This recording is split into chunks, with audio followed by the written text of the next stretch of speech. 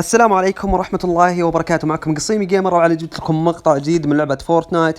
اليوم بنتكلم عن موضوع السيرفر اللي زعلوا منه كثير، وبنفس الوقت بنتكلم عن رقصة الكيبوب، هل بتنزل او لا، لانه حاليا الحين في اسئلة وكثير، لكن حبيت اشرح لكم او حاب اشرح لكم عن الموضوع هذا وبتكلم عنه بعد شوي. لكن قبل نبدأ يا شباب لا تنسون اللايك والاشتراك وتفعيل زر التنبيهات عشان يصلكم كل جديد باذن الله، لان هدفنا الجاي ان شاء الله باذن الله 50,000 مشترك، وادري اننا نقدر. فحاولوا انكم تنشرون المقطع بين اخوياكم، او اقعد مع اللي جنبك واللي اذا حولك احد ولا انك جالس في بارتي تقول لهم ابحثوا عن قصيمي جيمر واشتركوا عنده، لانه يعتبر شيء دعم كبير. وبنفس الوقت يا شباب بتتكلم بنقطة ثانية اللي هي كود الايتم شوب. طبعا يا شباب كود الايتم شوب حقي كان تقريبا اللي حاطين الكود 7000، عشان اكون صريح معكم حاطين الكود حقي 7848. يعني تخيلوا 7848. زي ما تشوفون الآن، زي ما وضح لكم بالشاشة يا شباب، المستخدمين حقين الكود 1978 شخص. فأتمنى منكم يا شباب أنكم اللي ناسين يحطون كود الأيتم شوب، فبعلمكم نقطة بسيطة عن كود الأيتم شوب، سواء حاط كودي أنا أو كود غيري أو كود اللي تبغاه يعني بالضبط. لكن عموما اللي حاط كود الأيتم شوب حقي كل أسبوعين راح يختفي الكود من الأيتم شوب، او تقريبا كل اسبوع اسبوع ونص تقريبا زي كذا راح يختفي الكود من الايتم شوب، فلازم تروح تحط الكود من جديد. فاتمنى يا شباب اللي راح كود الايتم شوب من عنده يشيك فوق يمين عند كود الايتم شوب ويشوف هل موجود الكود ولا لا. اذا مو موجود اتمنى انك تحطه من جديد، اتمنى يعني. واذا ما انت بحاطه عاد برضه الله يجزاك خير انك كده حطيته. لكن بنفس الوقت يا شباب اتمنى اللي حاطينه برضه حاولوا انكم تجددون، لانه شخصيا انا قعدت مع ناس مع اخوياي يعني العب معهم، فجأة يسالون ليش اختفى كود الاتم شوب، وش السبب، وش حصل، هل كود الاتم شوب حقك اختفى، يعني انت الغيته او شيء. انا ما الغيت كود الايتم شوب ولا شيء، لكن نظام فورتنايت او نظام ابيك جيمز انك كود الايتم شوب كل اسبوعين يختفي، فلازم تروح تراجعه، يعني سووا له ريست بعدين تروح انت تحطه من جديد عشان يتاكدون ان الاشخاص اللي حاطينه مو بوتات. اما بالنسبه يا شباب للسيرفرات او السيرفرات العربيه او السيرفرات الشرق الاوسط، ما أبي أزعلكم ولا أبي أزعل كثير منكم. شبه مستحيلة يحطون سيرفرات عندنا، لأنه حرفيا أو يا أخي ما أبي أكذب عليكم، ولا أبي أحد يلعب عليكم، ولا أبي أحد إنه يأمل فيكم إنه راح يكون في سيرفرات. حرفيا موضوع السيرفرات كبير، مو شيء سهل بيوم وليلة حصل. فالسيرفرات حاليا يبيله مقر من أمازون، وأتوقع أنا أنه المقر هذا يكلف أموال طائلة حلو عشان يسوون المقر هذا، لأنه شخصيا تقنيا يعني الشركة الوحيدة اللي ماسكة سيرفرات او تمسك سيرفرات شركة اسمها امازون مدري ايش. فهذه شركة امازون له فرع من فروع شركته تنظم او تسوي منظمات اورجانيزيشن، يعني لشركات للشركات مثلا شركات الالعاب سيرفرات، مو بشرط ترى بس سيرفرات العاب، يعني تقريبا سيرفرات المواقع. يعني تخيلوا مثلا موقع تويتر له سيرفر، موقع مثلا الانميات الحين نستعمله، او مثلا موقع انمي انت تتابعه هذا له سيرفر خاص. فما حد يقدر يسوي موقع بدون سيرفر، اذا ما في سيرفر ما له مدخل على هذا الشبكة، عرفت كيف؟ فلازم الشركة اللي تسوي سيرفر او تسوي الموقع حق السيرفر لازم تتعاقد معه شركات معينة كثيرة. فاذا قالت الشركة انا بفتح مثلا بالشرق الاوسط، ما راح يضمن شركات كثير راح تشبك عنده، لانه حرفيا الشرق الاوسط حتى الآن في ناس متخلفين عند الأجانب عندهم فكر أنه الشرق الأوسط حتى الآن ما يستخدمون الإنترنت، مع أنه حرفيا اللي عندهم الألياف البصرية بالسعودية، يعني حرفيا حنا تقريبا من أكبر أو أقوى الدول اللي عندهم إنترنت إلى الآن. أمريكا على كبرى، مو أمريكا بعطيكم شيء أكيد، يعني ما قاعد أولف عليكم، ما أدري عن أمريكا، لكن بريطانيا أنا عندنا مدرس بريطاني كلمته أنا وسألته عن الإنترنت هل عندكم سريع وما أدري إيش، ومن الكلام هذا كلمته تدرون إيش قال لي؟ حرفيا يا شباب قال لي الإنترنت عندنا ما يتعدى 40 ميجا. يقول 40 ولا ويقطع بعد، يقول يفصل عليك يوم يومين ويصير في مشكلة وحرقان في الأسلاك وما أدري إيش. يقول قروة شيء، لأنه نظام الإنترنت إنهم مثلا ما عندهم نظام كباين ولا عندهم راس مال زي نحن عندنا في السعودية. الحمد لله يعني ميزانية السعودية كويسة، فعندهم مثلا تمويل للإنترنت، يقدر إنه يعني يمول الإنترنت إنه يشبك أشياء مثل الألياف البصرية الآن. فعندهم هم ما عندهم الراس مال الكافي إنهم يجددون الأرضية الكاملة حقت بريطانيا. فحرفيا يعني اللي انا عارفه السعوديه الان من اقوى واسرع الانترنت في السعوديه. يعني الان السعوديه الضوئيات الجديده هذه لها سنتين الان قاعده تشتغل في السعوديه، فتقريبا الانترنت يوصل عندنا ل 700 ميجا. يعني تخيل اللي عنده ضوئيات يقدر يرفع النت الى 700 ميجا، لكن حرفيا الان حاطينه 500 ميجا اكثر شيء. بس 500 ميجا ايش تبي تسوي فيها؟ يعني بتلعب فورتنايت مثلا؟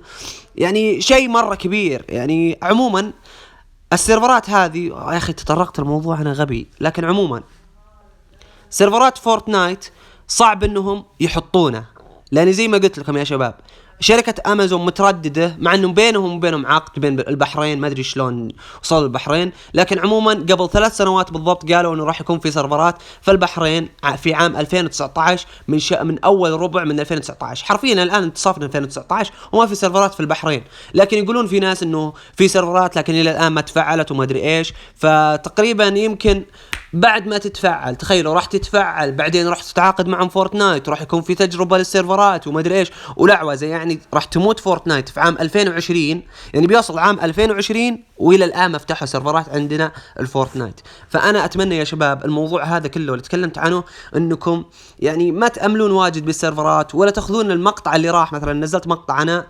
وزعلت، وكثير منكم زعل بسبب المقطع هذا، وما ادري ليش زعلت. يعني الموضوع كله طقطقه واستهبال، يعني مو بقصدي ترى شيء نهائي، ترى مو بقصدي انه اوه ما راح يكون فيه، راح يكون فيه بس بعد كم، بعد سنه ونص من الان. يعني لا تأملون انه بعد كم شهر، بعد الشهر الجاي راح يعلنون او شهرين.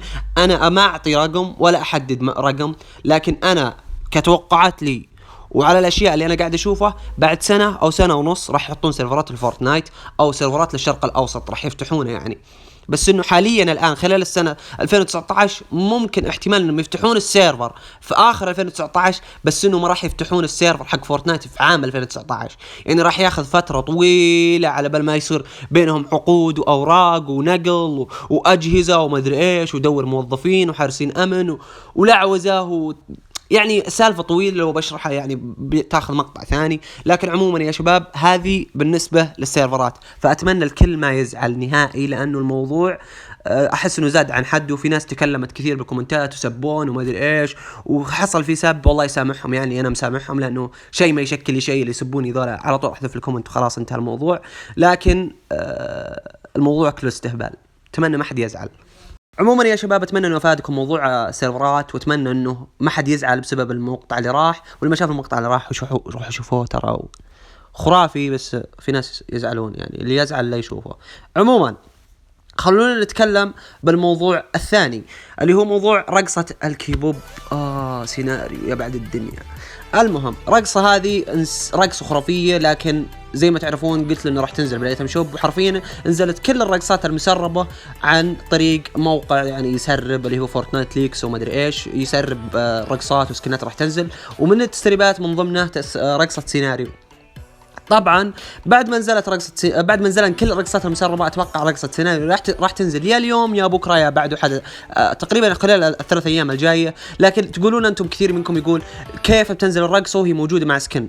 ابغى اوضح المشكله هذه. حلو، رقصة سيناريو حرفيا يا شباب تجي مع سكن، وبنفس الوقت تنزل بالايتم شوب، يعني شيء طبيعي. بس الوحيد اللي ما راح ينزل بالايتم شوب اللي هو سكن.